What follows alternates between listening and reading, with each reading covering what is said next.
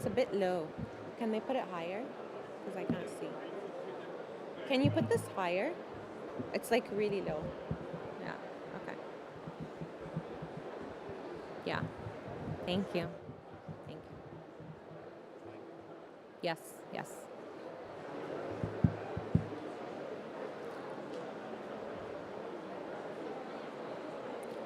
I can start. So good morning. Good morning, guests. Can I have everyone's attention? So good morning, esteemed guests and friends of the media. Thank you for joining us this morning for this groundbreaking announcement that will fast-track Abu Dhabi's climate progress and energy transition. The Environment Agency in Abu Dhabi and the Abu Dhabi Department of Energy have joined hands to lead a fundamental shift in the Emirates' energy sector to achieve significantly low carbon emissions.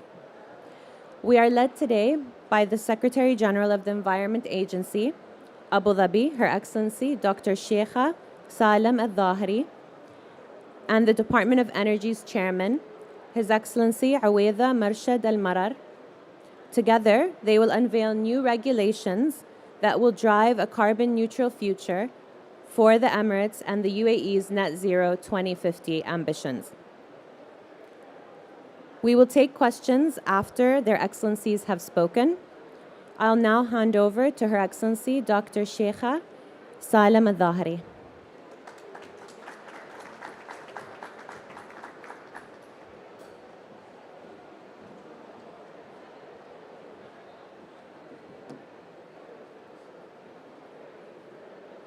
Thank you so much. Good morning, everybody. Your Excellencies, ladies and gentlemen. Of course, climate change today is the biggest crisis of our time. We are all aware of its impact on environment, on natural resources. However, it has become an existential crisis for the humanity. Thank you.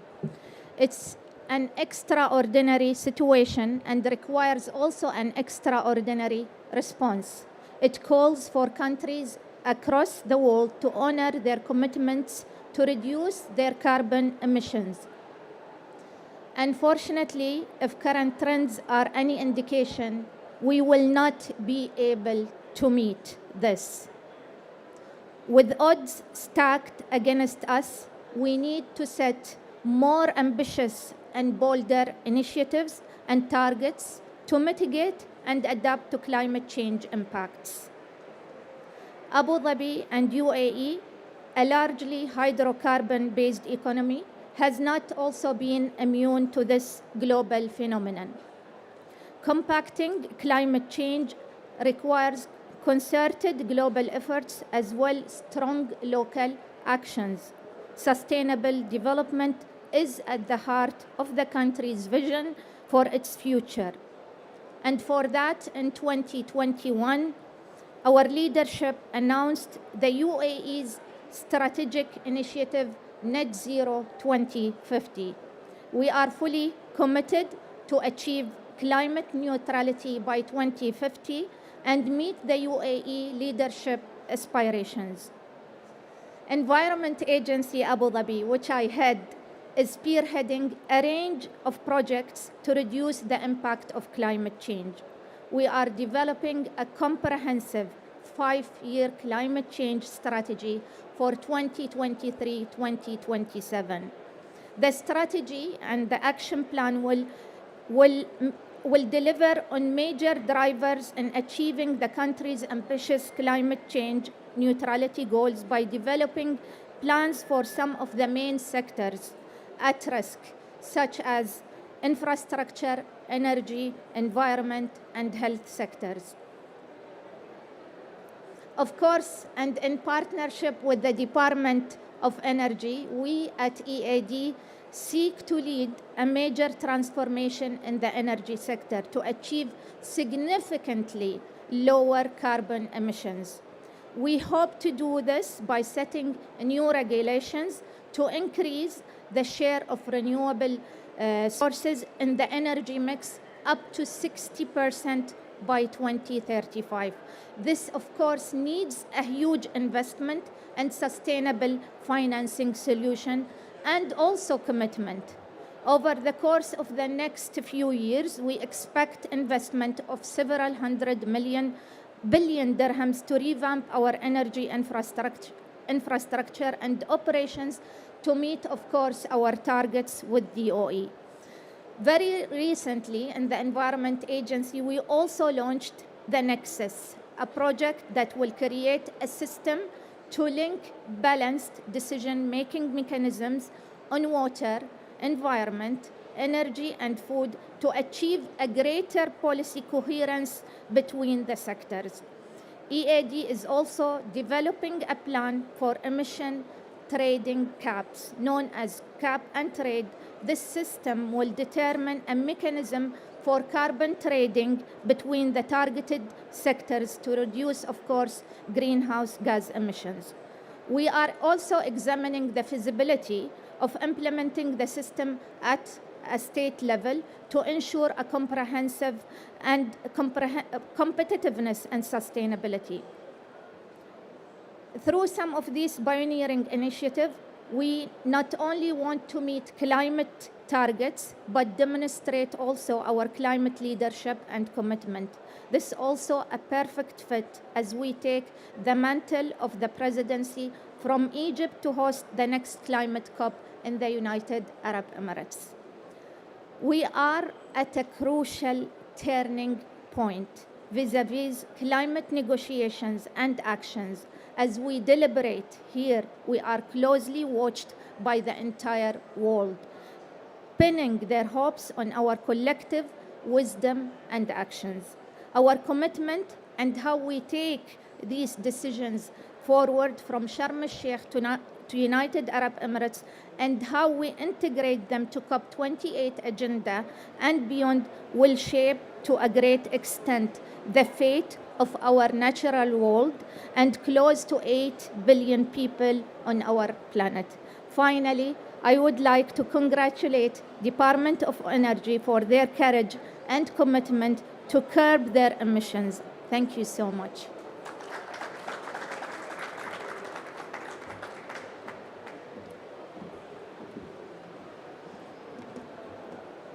Thank you, Your Excellency. I would now like to call on His Excellency Aweda Al-Marar, Chairman of the Department of Energy in Abu Dhabi, to give his remarks.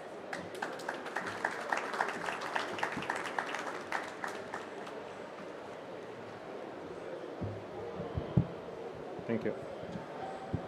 Good morning, all. Thank you, Dr. Sheikha, on spelling out what is the commitment that UAE, particularly Abu Dhabi, have made toward the environmental targets. Now, as you've heard our leadership on the opening remarks, what we need to do is the execution part. And I have to admit it here that the execution actually have been underway. For those who are actually following the progress of renewable investment in Abu Dhabi, whether inside Abu Dhabi, because this is our hometown, or internationally, will be actually having a lot of projects that he or she could actually come across. So inside UAE, particularly the capital Abu Dhabi, we have a target of reducing the CO2 emission by 60% from the generation of electricity, but not only electricity, but also the water as well. So those targets have been already approved by our Executive Council. They are already underway. There are projects that have been already operation, some of them during a commissioning now stage, a 2 gigawatt solar called Al-Dhafra, and then another project that is also on tender called Al-Ajban Solar as well. Adding to those clean and green projects of power execution or generation, we have also our nuclear program generating also a clean energy from Baraka. So all of that, plus the addition that what I'm going to describe for you now, will actually reach a 60% by 2035 reduction in CO2 emission. So beside that the project is underway already, we have a demand-side management, i.e. changing people's behavior toward a better use of energy. And that itself will actually knock out a lot of CO2 emission. As well, we have the investment and the research and the platform on the hydrogen. We have a clear pathway moving forward on hydrogen that will be represented by our flagship company called Masdar. They are the expert on renewable, and they will be our vehicle moving forward when it comes to the hydrogen preparation, investment, and a better utilization of such clean energy in the future. Furthermore, as well, we have our always striving for an efficient gas consumption when it comes to a better, more efficient gas turbines that will actually just use enough of gas to meet the demand of energy as well. So all of that comes in with a clear message that our leadership, when they said it's not planning anymore, but it's actually execution, those are few projects that I could stand up here and say, officially, those are underway. We have also a system called a planning, which a statement of future requirement that oversee every 7-year cycle. We also in Department of Energy have our modeling. I encourage some of you to stop by, whoever interested, to look at our energy model that bring the best mix of energy considering security of supply, environmental impact, and the cost competitiveness as well. I think as well we are lucky moving forward toward much clearer energy because that's what actually suits us from the economic point of view. Our peak demand on a day is actually matching our peak production of solar on a day as well. So we are utilizing a better use of those energy. We also have invested on batteries storage. We have already 108 megawatt on the system, on the distribution network, that are actually shaving any peak within the distribution phase. Furthermore, we are looking into the storage with all of its technologies.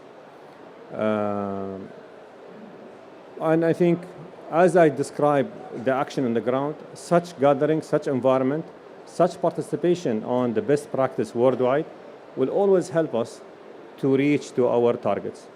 So wish us good luck. We are on the execution part. The vision, the strategy, the direction has been already set. We are here execution. Thank you very much.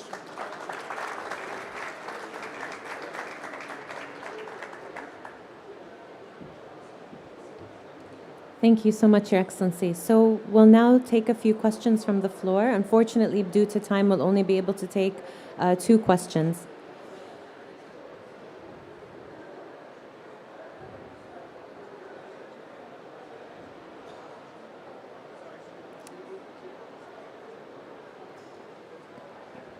No one? Okay.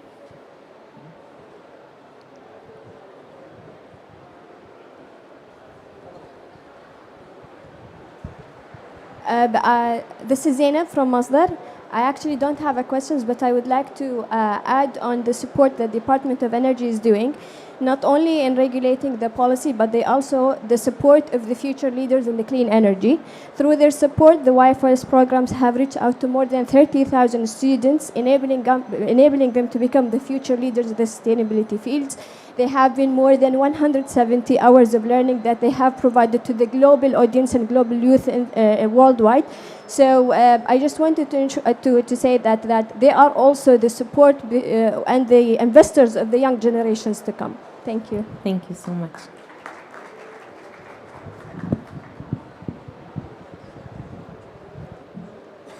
I was pointing, if we need to answer a question, at least we should have a mic. Thank you, Zainab.